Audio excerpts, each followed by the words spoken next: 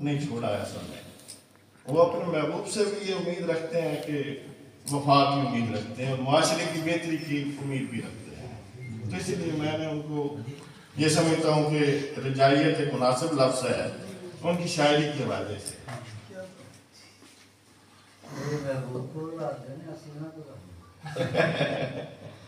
صبح کفس جناب طاہر نظامی کا اردو شعری مجموعہ ہے. آپ کا اصل نام غلام علی. طاہر صاحب کی زندگی جدوجہد سے عبارت ہے. انہوں نے ہجرتوں کے دکھ، معاشرے میں موجود منافقت، جبر اور استحصال کو اپنی جاگتی آنکھوں کے ساتھ دیکھا ہے اور ان کی شاعری میں خارجی اور داخلی دونوں سطح پر دکھ، کرب اور حزن و ملال کی کیفیات ملتی ہیں. یوں ان کی شاعری کا خمیر چونکہ اسی مٹی کے بطن سے گوندا گیا ہے، لہذا ان کا تجربہ ان کی شاعری میں ڈھل گیا ہے. طاہر نظامی مخلص، ہمدرد اور محبت کرنے والے انسان ہیں. زمانے میں اس طرح کے لوگوں کو عام طور پر سنجیدہ نہیں لیا جاتا اور روایتی منافقت کا سامنا ہر قدم پر رہتا ہے.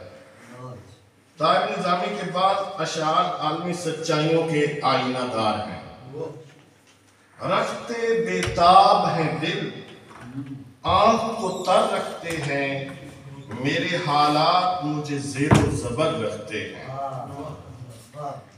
اور روٹھنے والے بھلا بیٹھے ہیں طائب ہم کو، روٹھنے والے بھلا بیٹھے ہیں طائب ہم کو، روٹھنے والوں کو ہم یاد مگر رہتے ہیں رکھتے ہیں. آگے دکھ درد ہے طائب میرا سرمایہ ہستی، ان جیسی کوئی جاگیر نہیں ہے.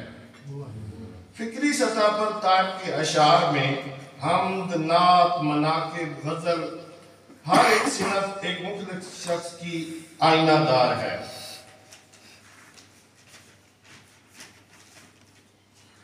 حضور اکرم صلی اللہ علیہ وسلم سے محبت ہر مومن کا جزو ایمان ہے. طاہر صاحب کی نعت بھی محبت کے ان جذبات سے بھرپور نظر آتی ہے.